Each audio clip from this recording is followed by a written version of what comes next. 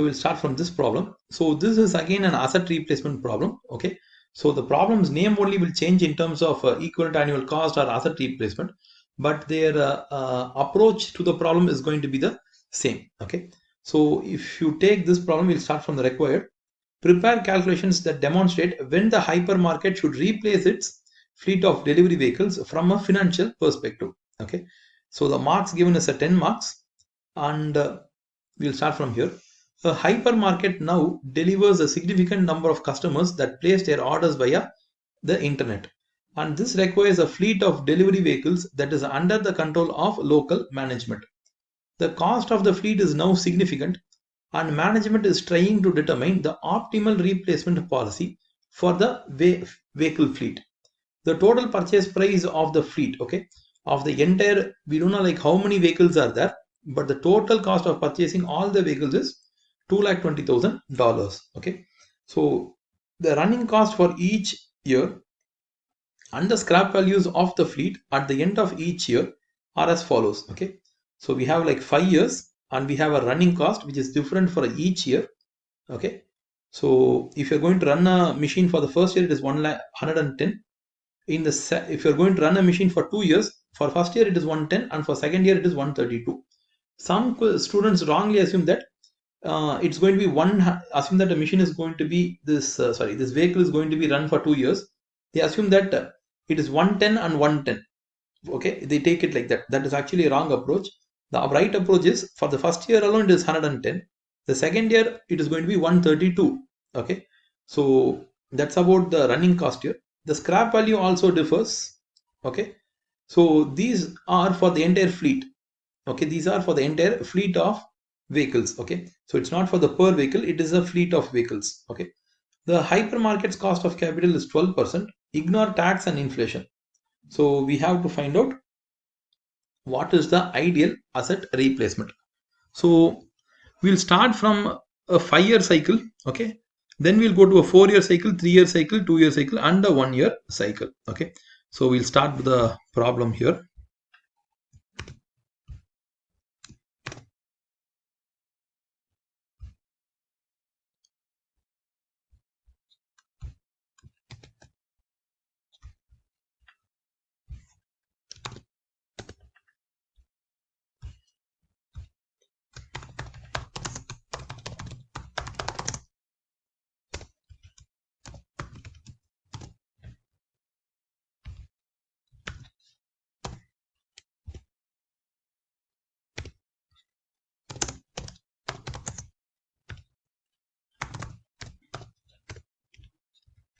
So we'll have a 5-year asset replacement cycle. So we'll start from 1, 2, 3, 4, 5.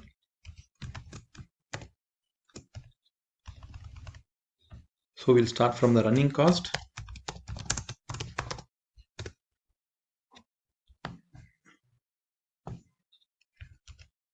Right, then we have the scrap value.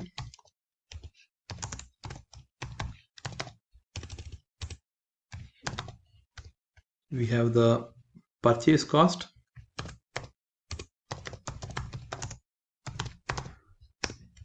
Okay, so the running cost starts from the year 1. See, it is 110, a negative number, 132, negative number, 154, 165, and 176.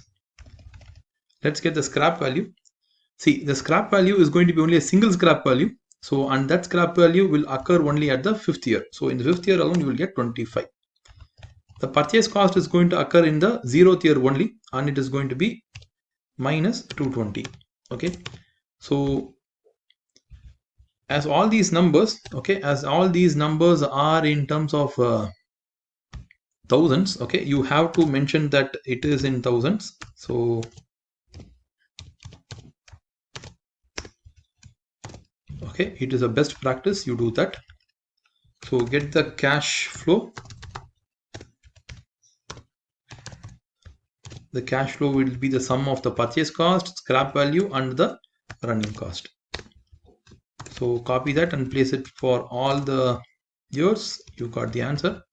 Now get the discount factor at 12%. So for year 1, for year 0 it is always 1. Thereafter it falls by 1 divided by 1.12, that is previous number divided by 1.12, and you get the same and you do it for the next 5 years, so next 4 years. Now you can get the DCF. So DCF is going to be 2 minus 220 into 1. You can now multiply all the numbers, so you get the numbers. For example, you multiplied the cash flow into discount factor, you got the DCF, and finally you will get the NPV.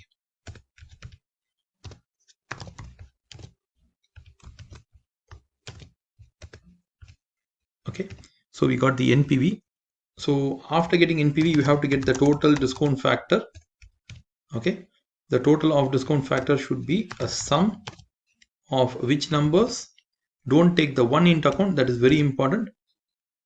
You have to take all the 0 point, okay, that decimal numbers alone you have to get. So we got your NPV.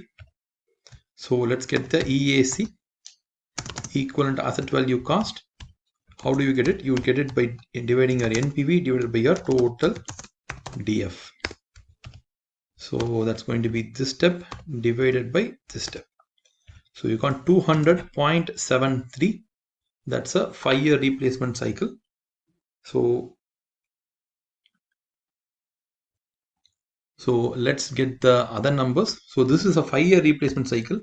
We have to get it for a 4-year, 3-year, 2-year, and 1 year. So this is an iterative sum. So as it's an iterative sum, it's actually quite easy for us to do it. All you have to make is a small adjustments you have to make. 4-year, that's the first adjustment. Second is to remove the 5th year fully. Okay, two things will automatically change. One is the NPV and the total discount factor. Just look at those numbers, how it changes. Both numbers will drop. They have fallen. Okay, automatically you have got the EAC. Okay, automatically you have got the EAC. There's still one more number that is missing, which is the scrap value. Scrap value is an important number, so you have to put the scrap value number here. What is the scrap value? The scrap value is 55. So that is a very important number. Ensure that you keep remembering that. Okay, so that is about your 4-year replacement cycle.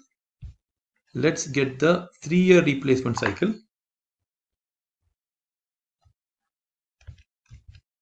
Again, copy it, paste it. We have to make 3 changes. Change 1 is the title. Change 2 is the 4th year. Change 3 is the scrap value. Scrap value is for third year, it is 66. So the value comes to 202. Okay, 202.38. So let's go to a 3-year cycle.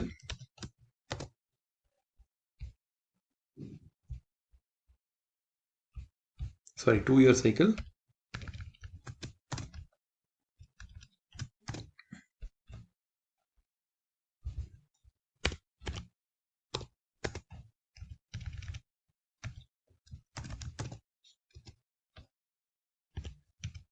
So delete the third column. Okay, we don't need that. We just need to have the scrap value for the 2nd year. The 2nd year scrap value is 88. So just put 88. You will get the answer. So the answer comes to 209.04. So we'll move on to a 1-year replacement cycle.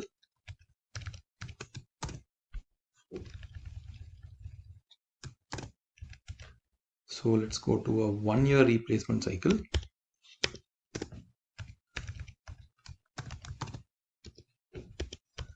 So the second step is to delete the scrap value, and we have to delete the entire column, but we have to enter the scrap value.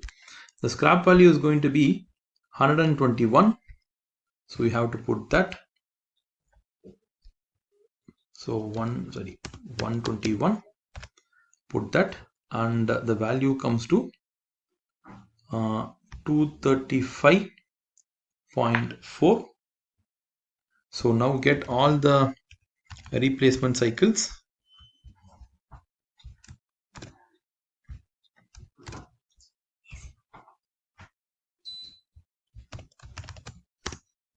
So we have 1, 2, 3, 4, 5, and we can get the equal annual cost. We can also quickly get the suggestion. Okay, first we'll get the numbers. So this is a 1-year replacement, 2-year replacement,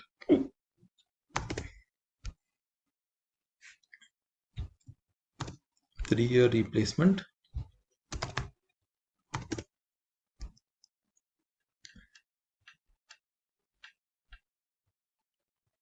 okay, 4-year replacement,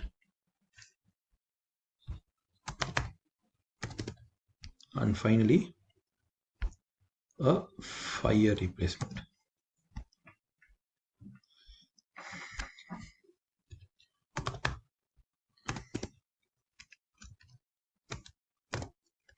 So whichever gives you the lowest cost, that is the answer, because all these are in terms of cost only.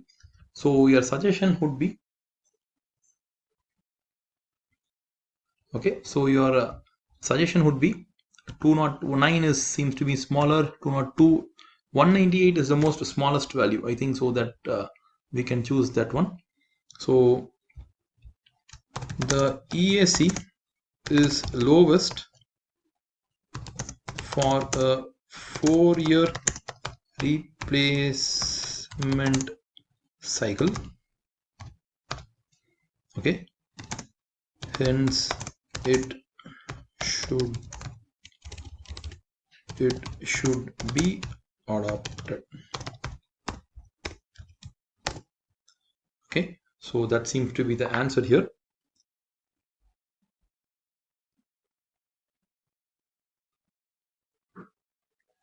So that's about the problem.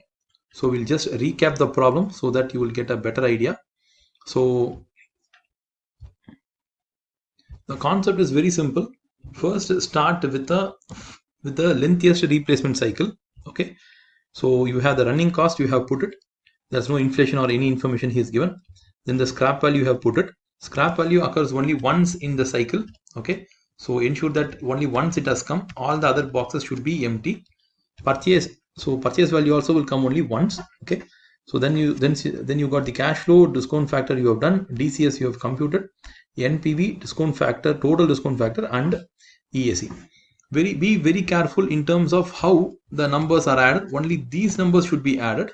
Okay, the one should never be added in the total discount factor. So then you find out the EAC. Thereafter, it is an iterative step. Copy the 5-year table, put it for a 4-year table, delete the 5th year fully. Okay, so the scrap value usually goes out. So again, insert the new scrap value here. As we have done everything through a formula, everything gets calculated easily. Okay, if you are going to do everything in a paperwork, if the same sum is done in paper, it will take a very long time for you to work it out. Okay, it will take a very long time. So ensure that, okay, ensure that as as more and more exams are now being moved to online, okay, with Excel sheets being provided, this would be like quite comfortable for you. Okay, there's also other ways to shorten the length of the problem. We can shorten it, but for teaching purpose, we have to teach it in a proper way so that you guys understand it. Okay, it's not about how much I can shorten it. Okay, it's how much you understand it. So that is the most important concept here.